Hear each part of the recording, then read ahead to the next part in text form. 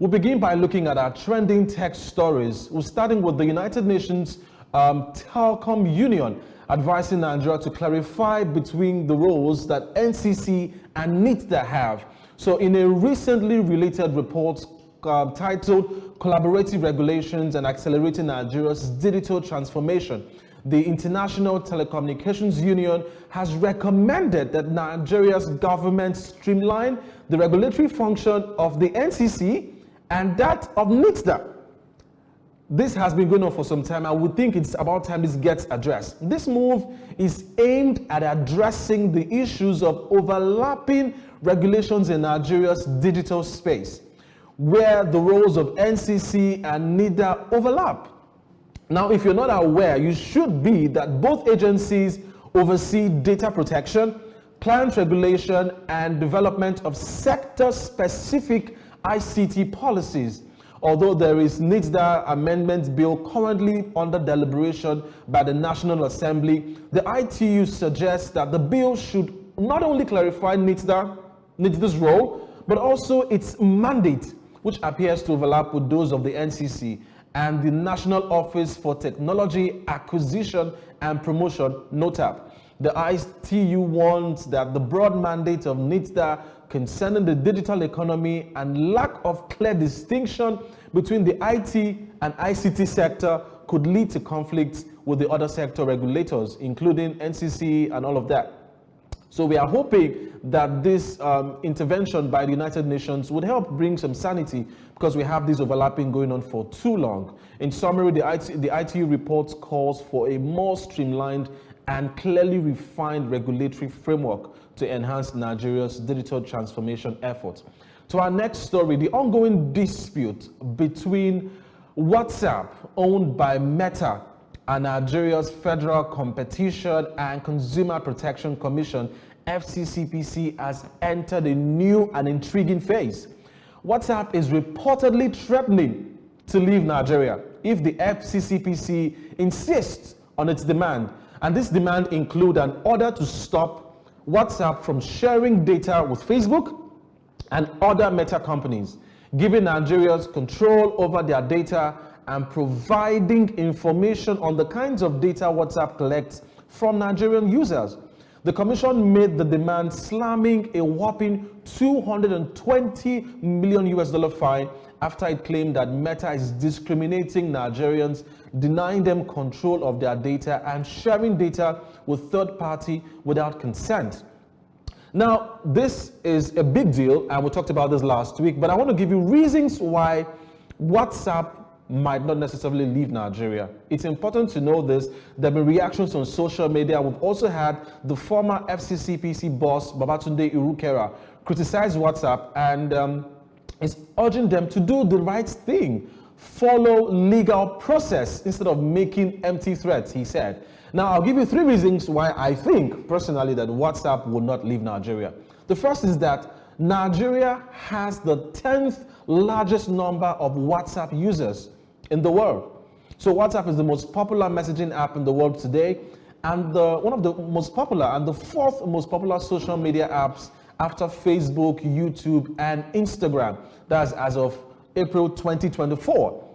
WhatsApp leads globally with 2 billion monthly users, followed by WeChat with 1.3 billion monthly users, and Facebook Messenger with 1 billion users and monthly. Then Telegram sits at 900 million. Out of the 2 billion active users on WhatsApp, Nigeria accounts for about 3%. That, if you do the calculation, the math, it's around 51 million Nigerians are actively using WhatsApp month in, month out. This means Nigeria is the 10th largest user of the messaging platform. India has over 500 million users. That's about 27% and all that. Now, the second reason why I think WhatsApp may not leave Nigeria is the fact that Nigeria has the 5th largest number of WhatsApp business users. So if you remember, WhatsApp has WhatsApp for Business, and that's the app's primary revenue source. So while Nigeria might account for only 3% of WhatsApp's monthly user base, it's the 5th largest users of WhatsApp for Business, the app's primary source of revenue.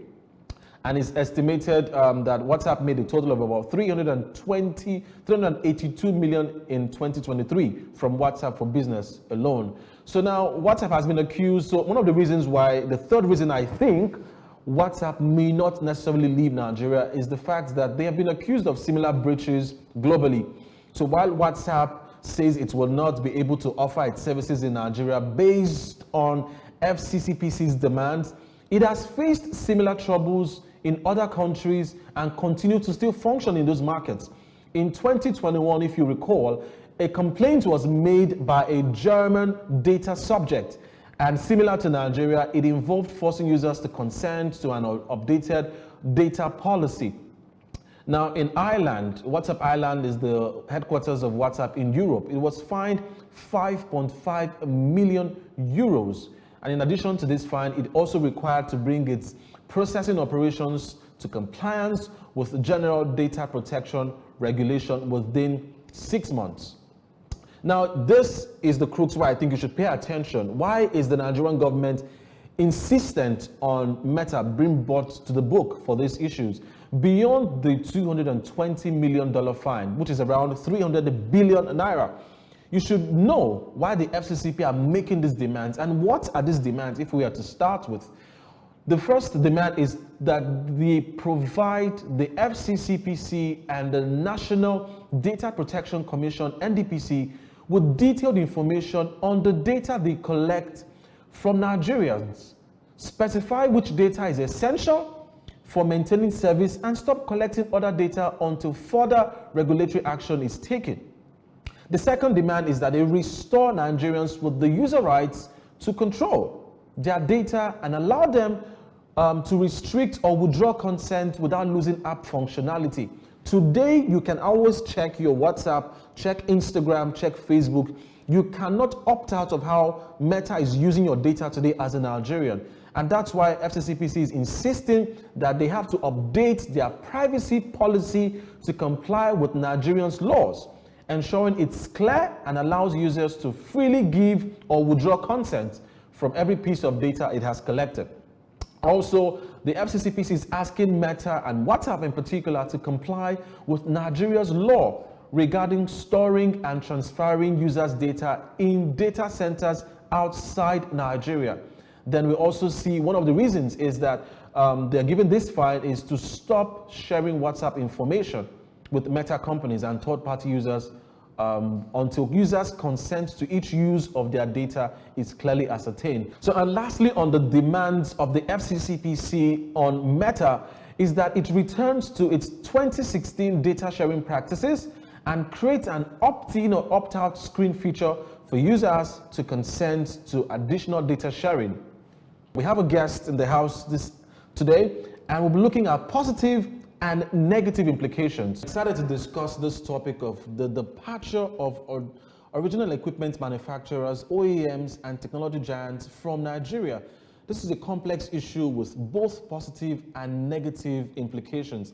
I have in the studio Mr. Temitokpe Jagun, a technology consultant and ICT market expert, to shed light on this topic. Good to have you on the show, Mr. Temitokpe. Yeah, thank you, Ken. It's nice being here. The exit of technology companies can lead to significant economic losses. For instance, the cumulative effect of multinationals leaving Nigeria since 2020 is put at around 95 trillion naira. This is a significant loss to us as a nation. So don't go too far. Let's backtrack a little bit. I understand economic challenges, regulatory and policy issues, infrastructure issues, operational cost, and market dynamics. Can you talk to us about the current state of technology sector in Nigeria today? Okay, let's put it this way. Nigeria, aside from being the most populous country in Africa, happens to also have the largest tech market in Africa.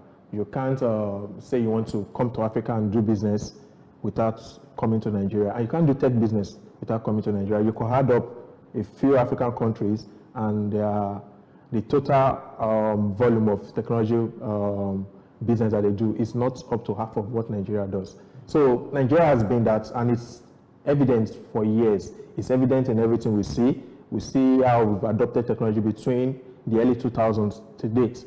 it's been really rapid. We quickly adopt anything that comes out. But at the same time, when we adopt, of course, it could actually trend in two ways. Either we become reliant on it, or we actually absorb it and create our own. That thought right there leads me to my next questions. What roles have these OEMs played in Nigeria in the last few years, in our history? What roles have they played historically in Nigeria? So one, they've been able to provide us with what we need to actually develop in various industry, banking industry, the financial sector, the communication sector, the education sector. In fact, our business is affected deeply by these solutions. In the let's say in the early 2000s, if you run a business, I know of a particular company that paid $1 million for a single mail bus in the late 90s. It's $1 million for a single mail bus, and they only have about 3 mail buses as a firm in total. So, and now you can take a business of $1 billion in Nigeria. They have thousands of employees with thousands of mail buses. So they've actually found a way to help us do business well. But at the same time, you know, we've absorbed this thing. We've looked at how we can use it, how we could manipulate it as well, and how it will actually bring profit for us. So Nigeria, the overview of Nigerian tech business is really big and is positive. I like your use of word manipulation. So it leads me to, and that's why we're using the word silent departure, because they're not announcing this departure. Yes. They're pulling off operations gradually. Some do not even have offices in Nigeria anymore. What could be the reasons for this silent departure from Nigeria? So one, you take the obvious reason that everybody can see, the economy. The economy is booming, but you know, it's not actually profitable for these businesses. One, these guys come from different countries. They've actually have their products. They want to trade in Nigeria, and as they want to do business, they want to also make profits.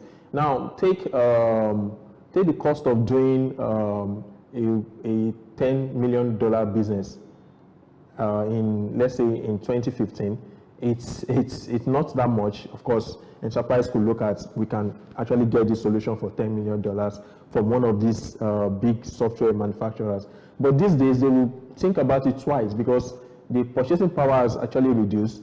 To get $10 million in terms of businesses now, it's not easy. Secondly, you look at the fact that one, Nigeria is always, like I said, we absorb it, we adopt it, and we look at what we can do.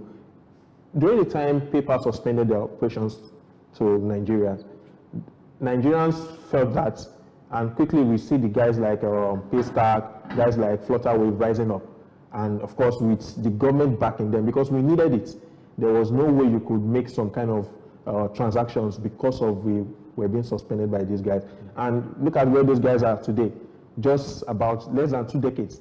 So because of they quickly absorb it and they found a way to really get good at it. Now the issue with these guys silently leaving is in two ways. One, the economy is affecting them. The cost of doing business is not like it was before. So if for obvious reason, Microsoft, for instance, have their guys working here, they employ a few Nigerians. You know, the cost of you saying you want to bring an employee of Microsoft from Seattle or so to Lagos, Nigeria to work, it's going to be more expensive than employing a Temitope in Lagos to actually do the job. That's one. You don't have to pay for my security, you don't have to pay for my accommodation, you don't have to pay for some things. So I can operate it. That's one. But the second reason is the cost of what you actually consume as Nigerian in dollars. Companies look at how to reduce this. Yes. If my IT budget was 2 billion naira last year and a dollar was, let's say, 500 naira to a dollar, that means I will spend more last year. Now, if my IT budget is, for obvious reason, 2 billion naira this year, and a dollar is about 1,006, I can't spend half of what I spent last year. Like, I can't buy half of it. So you end up seeing companies doing OPEX, doing what they actually need to operate to survive, and just ignoring new projects, which are capital expenditures. So it's one in two ways. But the other reason is Nigerians find alternative. Yeah, which leads me to my next question. So you mentioned about the Microsoft leaving, for instance. So I know that certain other OEMs have silently reduced operations in Nigeria. I know that Sage has kind of like given up on some operations in Nigeria, SAP for instance, I know about ESET, Yeah. I know about Cisco, I know about Red Hat, reducing their presence in Nigeria. What implication has that had on our local market? You know, because these are ERP and CRM guys, and leaving the country is giving rise to small upcoming businesses like paid HR, taking over that space, being able to attend to people that need HR, need CRMs and all those kind of operations. What impact has that had on our local technology market and economy? Yeah, so like you said, these guys are silently living. They can't leave a market that will give them billions and just say we are pulling out. Microsoft still do business in Somalia. And Somalia is not, the economy of Somalia is not up to what Lagos State generates. So they still find a way to do it. They still want to pick one or two things. But if I'm to pay for a license and I have, let's say I have 300 employees, I pay $10 per person per month. I know how much I'll be paying at the end of the year. And for obvious reasons, someone in Nigeria say, I could build this solution for you, tailored to your need, and you just have to pay me maybe 50 million naira upfront, then every year you pay me 5 million naira for maintenance. I will look at that and feel I pay about $300,000 every year, or I pay 50 million or even 100 million naira to this guy, and it's one-off. And I just have to pay him for support the following year, and the solution will work. Of course, he wants to actually earn money from me. Mr. Temitope, it's a delight having you on the show today. We would have to definitely bring you back again and again and again, because these conversations, there is no end in sight for some of them. Yes. We are finally on the show today. We're looking at the highlights of the recently concluded Lagos Startup Week 2024. This year's theme was Limitless, and it truly lived up to its name, showcasing boundless potential for African innovation.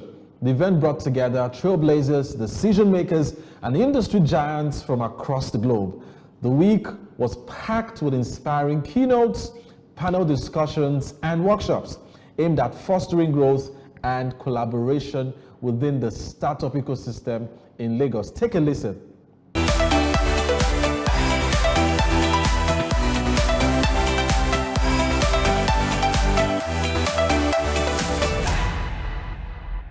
The Nigerian ecosystem has grown, from its nascent stage to what it is today.